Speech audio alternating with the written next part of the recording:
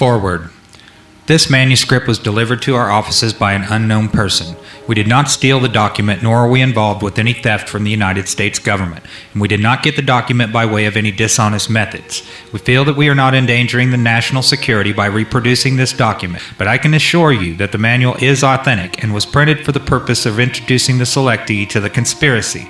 It has been authenticated by 4 different technical writers for military intelligence. Silent Weapons for Quiet Wars, an introduction programming manual, was uncovered quite by accident on July 7, 1986, when an employee of a Boeing aircraft company purchased a surplus IBM copier for scrap parts at a sale and discovered inside details of a plan hatched in the embryonic days of the Cold War, which called for control of the masses through manipulation of industry, peoples, pastimes, education, and political leanings. It called for a quiet revolution, putting brother against brother and diverting the public's attention from what is really going on.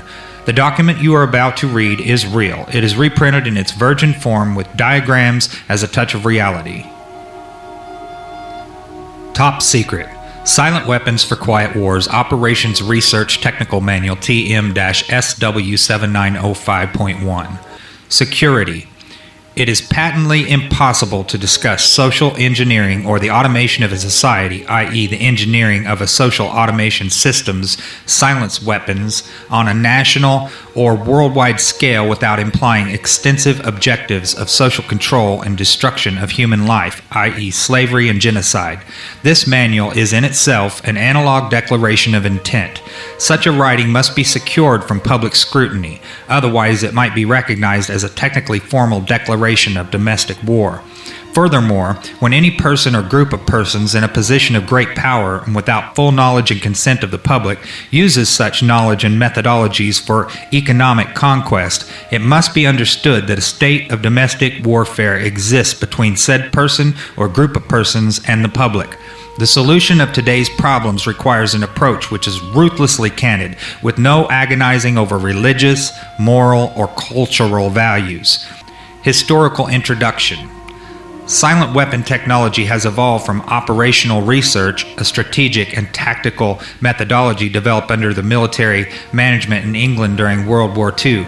The original purpose of operations research was to study the strategic and tactical problems of air and land defense with the objective of effective use of limited military resources against foreign enemies, i.e. logistics. It was soon recognized by those in positions of power that the same methods might be useful for totally controlling a society, but better tools were necessary. Social engineering, the analysis and automation of a society, requires the correlation of great amounts of constantly changing economic information, or data, so a high-speed computerized data processing system was necessary. But the electronic computer invented in 1946 by J. Presper Eckert and John W. Malky filled the bill. The next breakthrough was the development of the simplex method of linear programming in 1947. Then in 1948, the transistor, invented by J. Bardeen, W. H. Brayton, and W. Shockley, promised great expansion of the computer field by reducing space and power requirements. With these 3 inventions under their direction, those in positions of power strongly suspected that it was possible for them to control the whole world with the push of a button. Immediately, the Rockefeller Foundation got in on the ground floor by making a 4-year grant to Harvard College, funding the Harvard Economic Research Project for the study of the structure of the American economy. 1 year later, in 1949, the United States Air Force joined in. In 1952, the grant period terminated, and a high-level meeting of the elite was held to determine the next phase of social operations research. The Harvard Project had been very fruitful, as is borne out by the publication of some of its results in 1953, suggesting the feasibility of economic social engineering. Studies in the Structure of the American Economy, copyright 1953 by Wassily Leontief, International Science Press, Inc., White Plains, New York. Engineered in the last half of the decade of the 1940s, the new quiet war machine stood, so to speak, in sparkling gold-plated hardware on the showroom floor by 1954. The quiet war was quietly declared by the international elite at a meeting held in 1954. Although the silent weapon system was nearly exposed 13 years later, the evolution of the new weapon system has never suffered any major setbacks. This volume marks the 25th anniversary of the beginning of the Quiet War. Already this domestic war has had as many victories on many fronts throughout the world. Political introduction. In 1954, it was well recognized by those in positions of authority that it was only a matter of time, only a few decades, before the general public would be able to grasp and upset the cradle of power. For the very elements on the new silent weapon technology were as accessible for a public utopia as they were for providing a private utopia. The issue of primary concern, that of dominance, revolved around the subject of energy sciences. Energy. Energy is recognized as the key to all activity on Earth. Natural science is the study of the sources and control of natural energy, and social science, theoretically expressed as economics, is the study of the sources and control of social energy. Both are bookkeeping systems, mathematics. Therefore, mathematics is the primary energy science, and the bookkeeper can be king if the public can be kept ignorant of the methodology of the bookkeeping.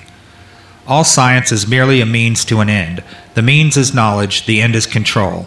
Beyond this remains only one issue: who will be the beneficiary? In 1954, this was the issue of primary concern. Although the so-called moral issues were raised in view of the law of natural selection, it was agreed that a nation or world of people who will not use their intelligence are no better than animals who do not have intelligence. Such people are beasts of burden and stakes on the table by choice and consent.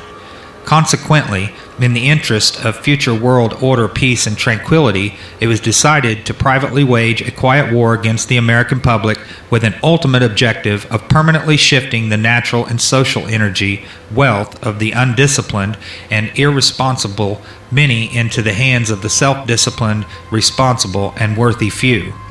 In order to implement this objective, it was necessary to create, secure, and apply new weapons which, as it turned out, were a class of weapons so subtle and sophisticated in their principle of operation and public appearance as to earn for themselves the name silent weapons. In conclusion, the objective of economic research as conducted by the magnates of capital, banking, and the industries of commodities or goods and services is the establishment of an economy which is totally predictable and manipulatable. In order to achieve a totally predictable economy, the low-class elements of society must be brought under total control. Example, they must be housebroken, trained, and assigned a yoke, a long-term social duty from a very early age, before they have an opportunity to question the propriety of the matter. In order to achieve such conformity, the lower-class family unit must be disintegrated by a process of increasing preoccupation of the parents and the establishment of government-operated daycare centers for the occupationally orphaned children. The quality of education given to the lower class must be of the poorest sort, so that the mode of ignorance isolating the inferior class from the superior class is and remains incomprehensible to the inferior class. With such an initial handicap, even bright lower-class individuals have little, if any, hope of extricating themselves from their assigned lot in this life. This form of slavery is essential to maintain some measure of social order, peace, and tranquility for the ruling upper class. The public cannot comprehend this weapon, and therefore cannot believe that they are being attacked and subdued by a weapon. The public might instinctively feel that something is wrong, but that is because of the technical nature of the silent weapon. They cannot express their feelings in a rational way or handle the problem with intelligence. Therefore, they don't know how to cry for help and don't know how to associate with others to defend themselves against it. When a silent weapon is applied gradually, the public adjusts or adapts to its presence and learns to tolerate its encroachment on their lives until the pressure, psychologically via economic, becomes too great and they crack up. Therefore, the silent weapon is a type of biological warfare. It attacks the vitality, options, and mobility of the individuals of society by knowing, understanding, manipulating, and attacking their sources of natural and social energy and their physical, mental, and emotional strengths and weaknesses. Theoretical introduction. Give me control over a nation's currency, and I care not who makes its laws. Mayor Amschel Rothschild, 1743 to 1812. Today's silent weapons technology is an outgrowth of a simple idea discovered, succinctly expressed, and effectively applied by the quoted Mr. Mayor Amschel Rothschild.